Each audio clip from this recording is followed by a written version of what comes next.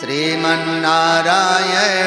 नारायण नारायण श्रीमन्नारायण नारायण नारायण लक्ष्मीनारायण नारायण नारायण श्रीमन्नारायण नारायण नारायण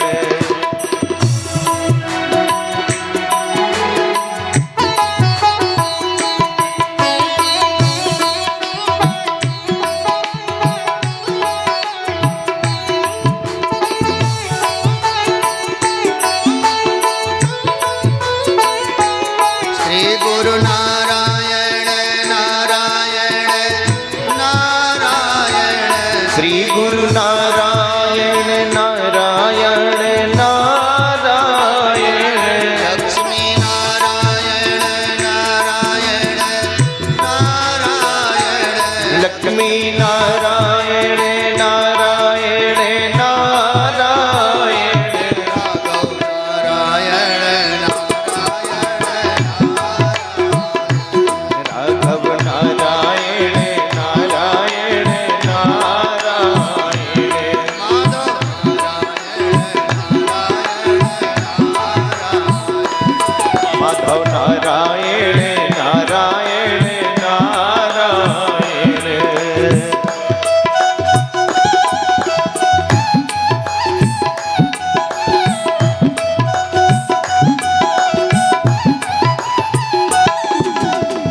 विष्णु पुराण भागवत गीता विष्णु पुराण भागवत गीता विष्णु पुराण भागवत गीता विष्णु पुराण भागवत गीता वाल्मीकि जी की रामायण ओ वाल्मीकि की रामायण श्रीमन्नारायण नारायण नारायण श्रीमन्नारायण नारायण नारायण लक्ष्मी नारायण नारायण नारायण लक्ष्मी नारायण नारायण नारायण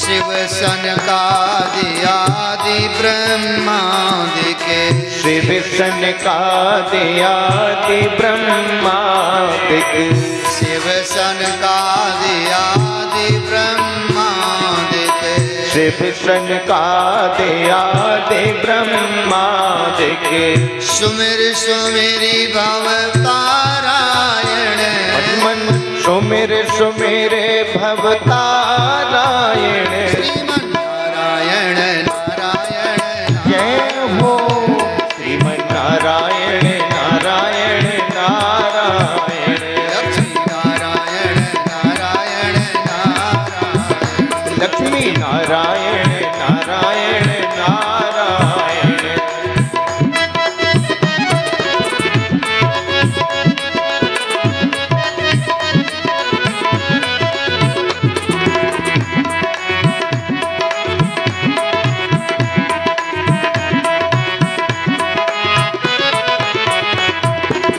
शंख चक्र गदा पद्म विराजे शंख चक्र गदा पद्म विराजे शंख चक्र गदा पद्म विराजे शंख चक्र गदा पद्म विराजे गल कौस्तुभ मणि धारायण श्री ओ गल कौतुक मणि धारायण श्रीमन्नारायण नारायण नारायण श्री हरि नारायण नारायण नारायण लक्ष्मी नारायण नारायण नारायण लक्ष्मी नारायण नारायण नारायण भक्ति नारायण नारायण नारायण भक्ति नारायण नारायण नारायण श्री गुरु नारायण नारायण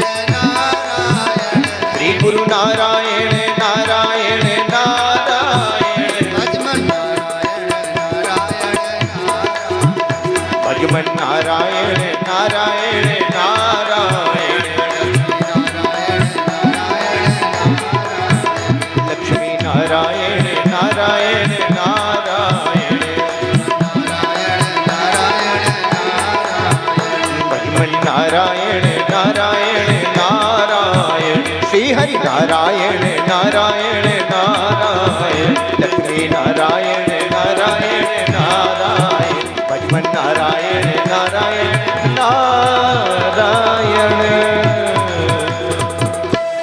श्री भागवत भगवान की जय।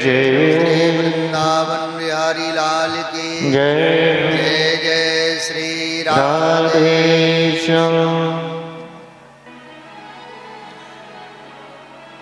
यशोदानंद नंदन गोपीजन प्राण वल्लभ भक्तवांछा कल्पतरो तड़िद्विद विनिंदक पीताम्बर धारी श्री बालकृष्ण लाल के वांगमयी प्रतिमूर्ति श्री भागवत जी को हृदय से हम सभी प्रणाम करते हैं। आवाहित समस्त देवता वृंद जिनकी कृपामयी उपस्थिति हम आप सभी को प्राप्त हो रही है, समस्त 33 कोटि देवताओं को भी कोटि कोटि बार नमन है। विप्रमंडली को भी हम सभी प्रणाम करते हैं। हमारे मंचस्थ उपस्थित सहयोगी वृंद जो अपने कर्म को ईमानदारी से संचालित कर रहे हैं, उनको भी कोटिशाह साधुवाद है, धन्यवाद है। श्रोता बंधुओं के रूप में उपस्थित समस्त भाई बंधु माताएं बहनें सभी के हृदय कमल पर विराजमान अपने गोविंद को हृदय से प्रणाम करते हैं। इस पवित्र प्रांगण में चतुर्दिक विद्यमान दिव्यात्माएं, अमलात्माएं, पुंडात्माएं, भूतात्माएं, प्रेतात्माएं, सभी आत्माओं को हृदय से नमन है। आज इस ज्ञान सत्र का चतुर्थ दिवस। भक्ति मार्ग में जीव जब आता है, अनेक प्रकार के विघ्न उपस्थित होते हैं, पर जो अनुरागी भक्त होता है वह कभी उन विघ्नों से भयभीत नहीं होता। विघ्न आए समझ लेना आपकी भक्ति पुष्ट हो रही है। मार्ग में जाएं, किसी भी मार्ग में कठिनाइयां आवें और उन कठिनाइयों को दरकिनार करते हुए आप अपने लक्ष्य को प्राप्त करने की सामर्थ्य हृदय में धारण कर लें, समझ लेना आप पर गोविंद की असीम कृपा है। संसार है, संसार में विघ्न आएंगे, आते ही ये माया के द्वारा विघ्न उपस्थित किए जाते हैं, जीव ब्रह्म से मिल ना सके इसलिए। लेकिन भक्त वही है जो माया को प्रणाम करते हुए अपने गोविंद की गोद में बैठने की ललक लेकर के चलता ही रहता है।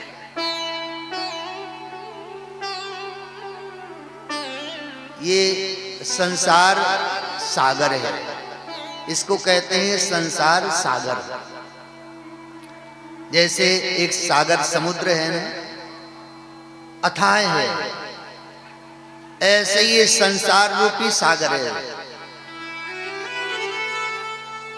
इस सागर और उस सागर में क्या समानता है? इन दोनों में समानता है। संसार सागर और समुद्र सागर में क्या समानता है? समुद्र में जल देखा है आपने? कभी समुद्र में गए होंगे तो आपने देखा होगा, अपार समुद्र है। आप एक किनारे पर खड़े हो जाएंगे तो दूसरा किनारा दिखाई नहीं देता है। समुद्र दूसरा किनारा दिखता है क्या? समुद्र का दूसरा किनारा नहीं दिखता है। लेकिन आप ये नहीं कह सकते हैं कि दूसरा किनारा है नहीं। दूसरा किनारा तो है, लेकिन हम देख नहीं पा रहे हैं। ऐसे ही हमारे इस जीवन का जन्म का किनारा तो दिखता है, लेकिन मृत्यु का किनारा किसी को दिखता नहीं है। लेकिन आप ये नहीं कह सकते हैं कि मृत्यु है नहीं। जैसे समुद्र का एक किनारा है तो दूसरा किनारा अवश्य होगा, वैसे ही जन्म का किनारा हमारा है तो मरण का किनारा भी अवश्य होगा। समुद्र में आपने जल बहुत देखा होगा, लेकिन वो जल किसी के काम का नहीं है किसी के काम का। आप अगर एक बूंद जल मुख में डाल लेना समुद्र का, तो आपके मुख का स्वाद बिगड़ जाएगा। इतना वो खारा भी नहीं है, पता नहीं कैसा है वो, उसका स्वाद ही अलग ढंग का है। जैसे समुद्र का जल देखने में सुंदर है, लेकिन उसको आप ग्रहण नहीं कर सकते हैं, वैसे संसार का जो विषय रूपी समुद्र, जो विषय रूपी जल भरा हुआ है संसार में, देखने में सुंदर है, लेकिन आप ग्रहण करेंगे ना तो आपका जीवन का स्वाद बिगड़ जाएगा, आपको बड़ा दुख होगा। संसार और उस सागर दोनों में बराबर समानता है। जैसे समुद्र में ज्वार भाटा आते हैं, लहरें उठती हैं, लहरें गिरती हैं, वैसे हमारे जीवन में भी, संसार में भी सुख के ज्वार आते हैं और दुख के भाटा आते हैं।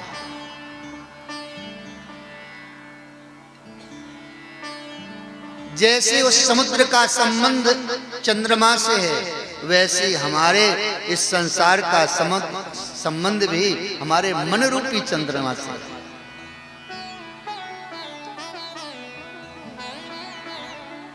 इसलिए संसार सागर कहा जाता है। तो इस संसार सागर से मुक्ति का मात्र साधन है भगवत भजन, और कोई साधन दूसरा नहीं है। बड़े बड़े महापुरुष तपस्या, साधना, ज्ञानार्जन करने के बाद अंत में उन्होंने इस निष्कर्ष पर पहुंच करके कहा कि बस केवल नाम ही परमात्मा का भव सागर से मुक्त कर सकता है। नाम लेत भव सिंधु सुख आई। नाम लेने मात्र से परमात्मा का अगर सच्चे मन से नाम स्मरण कर रहे हैं तो ये संसार सागर सूख जाएगा और आप दौड़ते दौड़ते सागर को पार कर जाएंगे, बिना कोई परिश्रम के, बिना कोई साधन के। इसलिए हम आप सभी को प्रयत्न पूर्वक भक्ति मार्ग पे चलना चाहिए और अपने छोटे छोटे बालकों को भी संस्कार देना चाहिए कि बेटा, जीवन में अगर सुख चाहते हो तो इस मार्ग पर तो चलना ही पड़ेगा।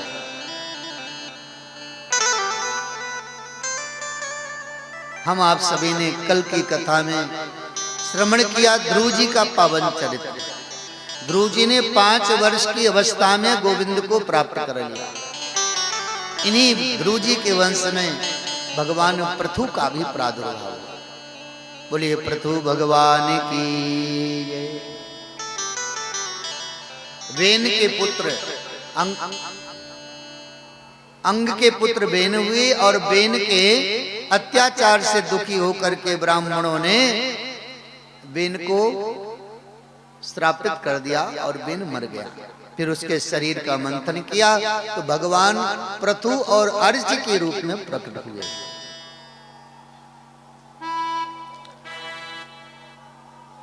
महाराज मनु के दूसरे पुत्र प्रियव्रत, जिन्होंने विवाह नहीं किया था, बहुत आग्रह करने पर प्रियव्रत के मन में भी इच्छा हुई कि हम भी गृहस्थ जीवन में जाएं।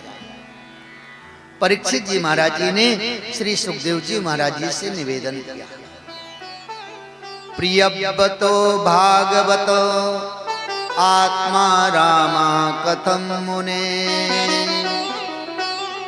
गृहे रमति अन्मूलः कर्म बंधा पराभवम्।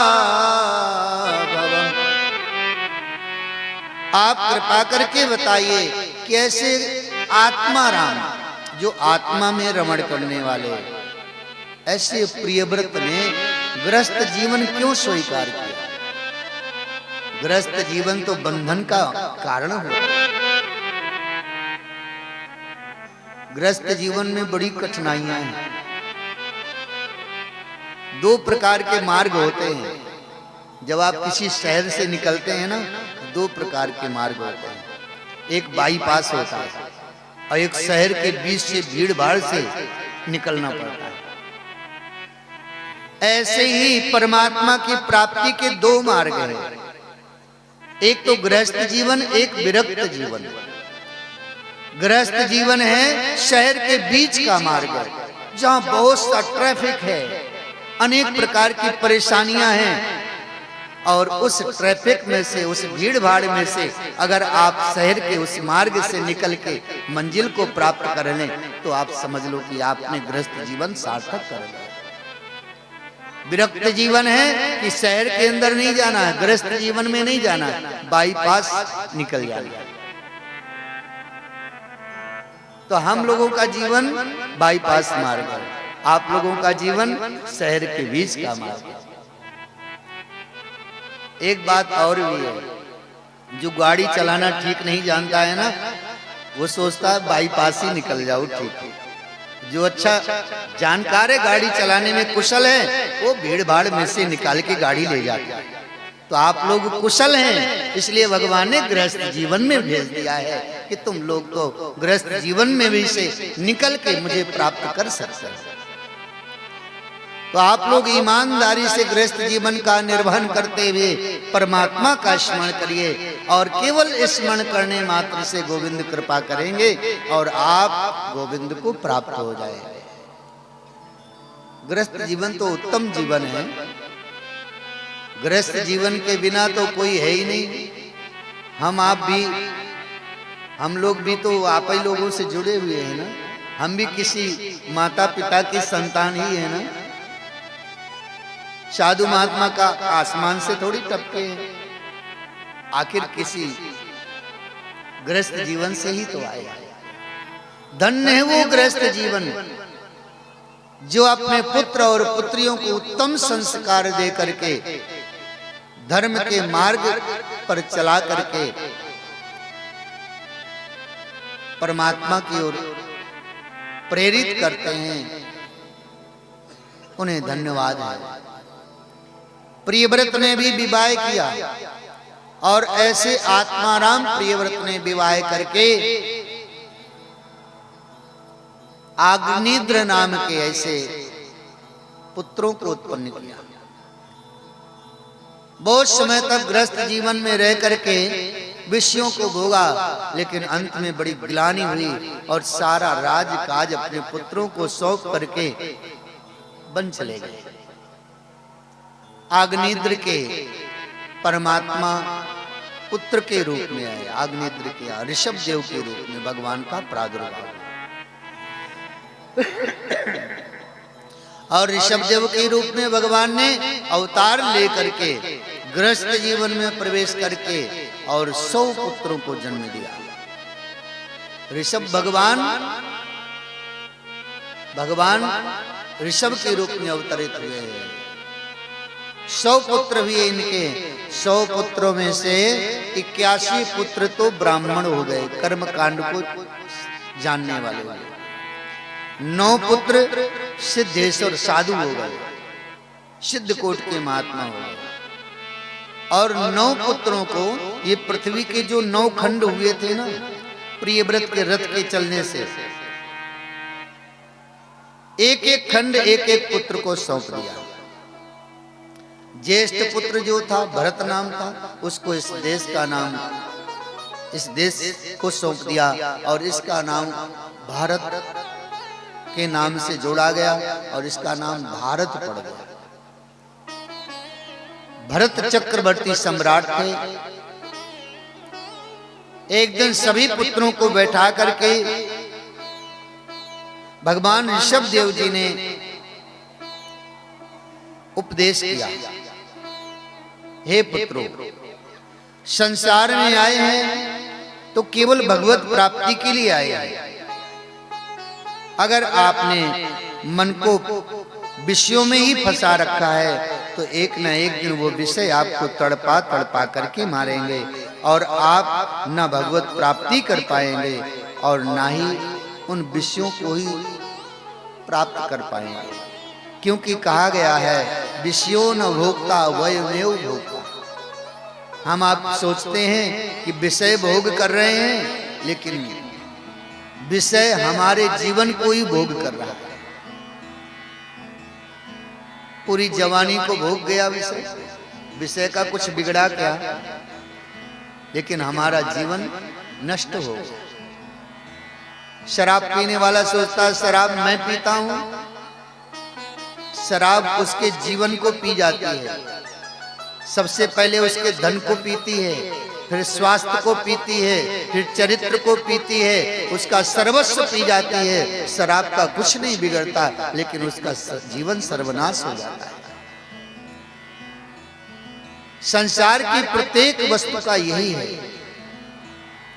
हम जिस भी विषय में आसक्त होंगे वो विषय हमें तड़पाएगा और हम उस विषय के लिए प्रयत्न करेंगे, और हमारे प्रयत्न में कोई बाधा उत्पन्न करेगा तो क्रोध आएगा, क्रोध आएगा फिर एक दूसरे से झगड़ा करेंगे। यही जीवन का रहस्य है। इसे जिसने समझ लिया वही महात्मा है। ऋषभ देव भगवान ने पुत्रों को ज्ञान दिया और पुत्रों को ज्ञान दे करके स्वयं वानप्रस्थ जीवन धारण किया, वन चले गए। कहते हैं वो माता पिता नहीं है जो पुत्रों को ज्ञान का उपदेश न करें। गुरु न सस्यात् स्वजनो न सस्यात्। वह गुरु नहीं है जो अपने शिष्य को आध्यात्म का उपदेश करके परमात्मा से न मिला दे। वह माता पिता नहीं है जो अपने पुत्र और पुत्रियों को दिव्य संस्कार न दें। अगर संस्कार नहीं दिए तो मतलब तुम उन पुत्र और पुत्रियों के जन्मदाता अवश्य हो, लेकिन उनके जीवन का आप हित नहीं चाहते।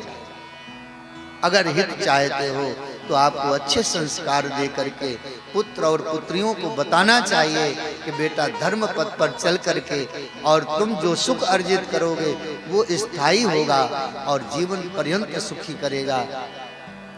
अधर्म पथ पर चल करके जो सुख दिखता है अर्जित किया वो दुख देने वाला होता है। ना हम सुखी होंगे ना हमारे आगे संतानें हमारी सुखी होंगी। ऐसा उपदेश करना चाहिए। और ऋषभ देव भगवान भी परमहंस वृत्ति को प्राप्त हुए। संसार के समस्त प्रकार के ऐश्वर्य का त्याग करके, शरीर संबंधी दुख और सुख का त्याग करके एकमात्र परमात्मा में ही रमण करने लगे। उस ब्रह्म में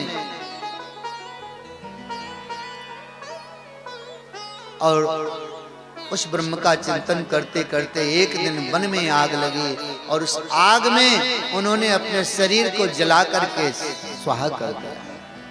कब तक इस शरीर की रक्षा करेंगे? एक ना एक दिन ये शरीर तो जलेगा ही जलेगा। शरीर के प्रति बहुत प्रयास नहीं करना चाहिए। शरीर अपने कर्म के द्वारा जो प्राप्त प्रारब्ध के अनुसार जो प्राप्त दुख और सुख है इस शरीर को मिलेगा। आप रोक नहीं सकते हैं, उसको कोई भी नहीं रोक सकता। बस दुख हो या सुख हो उसमें आप परमात्मा को स्मरण करते रहिए। वह दुख भी और चाहे सुख हो वह सुख भी एक दिन ऐसे ही दिन और रात्रि के समान निकलते चले जाएंगे और आप अपने मूल लक्ष्य को प्राप्त कर लेंगे। इन्हीं के वंश में महाराज ज्येष्ठ पुत्र जो भरत जी हुए थे उनको भी वैराग्य हुआ और वह भी गंडकी नदी के तट पर पुलहाश्रम में जाकर के तपस्या करने लगे। कठोर तपस्या करी, लेकिन एक हिरण के बच्चे पर आसक्ति हो गई। आसक्ति कहीं भी आ सकती है, उसका नाम ही है आसक्ति। आप वन में जाएंगे वहां भी आसक्ति आ सकती। वृक्ष में आसक्ति हो जाए कहो किसी जंगली जीव जंतु के प्रति आसक्ति हो जाए,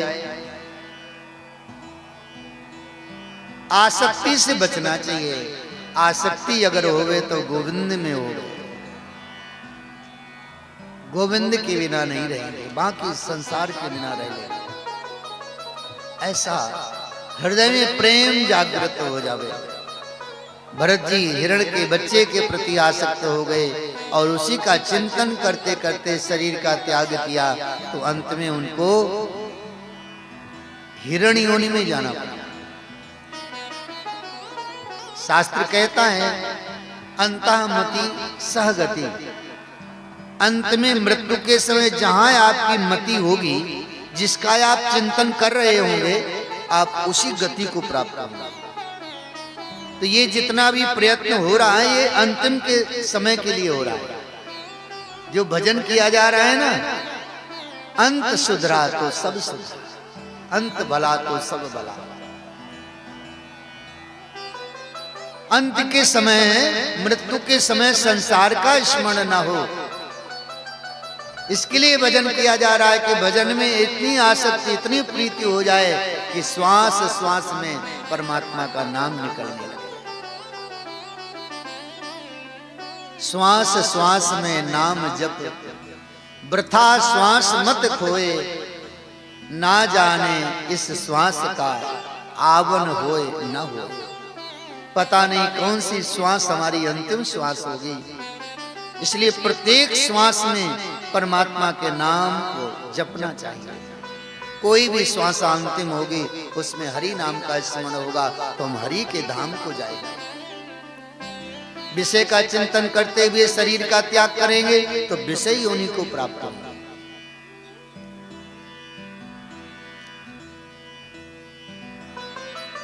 एक सज्जन थे,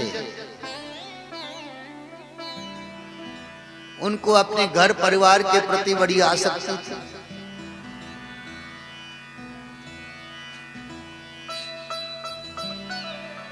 धन बहुत था उनके पास। पहले के लोग धन ज्यादा होता था ना, तो दीवालों में चना देते थे, माने दीवालों में अंदर बंद करवा देते। उनके एक मित्र थे, उनसे वो मित्र कहते कि देखो भाई, कुछ दान पुण्य किया करो, तुम्हारे पास बहुत धन है। तो वो सज्जन कहते हम बाद में करेंगे, अभी नहीं करेंगे। ठीक है भाई, बाद में कर लेना। और एक समय आया कि उनको वो धर्म कर्म करने का अवसर ही प्राप्त नहीं हुआ। रोग ने उनको घेर लिया और रोगी हो गए बेचारे, वो असमर्थ हो गए कोई कार्य करने के। अब उन्होंने तो दीवार में अंदर चुना दिया था, बाहर से प्लास्टर करा दिया था। पुत्रों को भी पता नहीं था। अंतिम समय जब मृत्यु का समय आया, तो वो मित्र जो उनके थे, वो मिलने के लिए आए कि भाई हमारे मित्र हैं, बड़े कष्ट में हैं, जाकर के मिलने। वो आकर के मिले और उनकी स्थिति को देख करके बोले, हमने आपसे कहा था कुछ धर्म कर्म कर लो, आपने केवल धन कमाया है, उसको सही दिशा में खर्च नहीं किया। तो वो सज्जन बोल तो पा नहीं रहे थे, तो ऐसे हाथ करके कह रहे थे कि यहां रखा हुआ है इस दीवार में अंदर रखा हुआ। हाथ करके ऐसे बोल तो सकते नहीं। तो मित्र ने कहा, पुत्रों से पूछा कि क्या कह रहे हैं पिताजी आपके? बोले पिताजी कह रहे हैं ये सब बनवाने में खर्चा हो गया, कहाँ है हमारे पास, है ही नहीं, ये सब इतना बनाया है तो कब। यानी कोई उनके उस संकेत को समझ नहीं पाया। वो कमाया हुआ धन उसी में दबा दबा नष्ट हो गया, और वो बिना कोई सत्कर्म किए, केवल जीवन में परिश्रम किया, कोई सत्कर्म नहीं किया, ऐसे चले गए। इसलिए कर्म करो, और कर्म करने के बाद जो अर्जित धन है उस धन का हम सही उपयोग करें। पहली बात तो सही ढंग से धन कमाओ। बेईमानी का धन ना हमें हितकारी होगा ना आपको हितकारी होगा। किसी को धोखा दे करके कमाया हुआ धन वो किसी को सुखी नहीं कर सकता है। इसलिए कम खाओ लेकिन अच्छा खाओ, ईमानदारी का खाओ।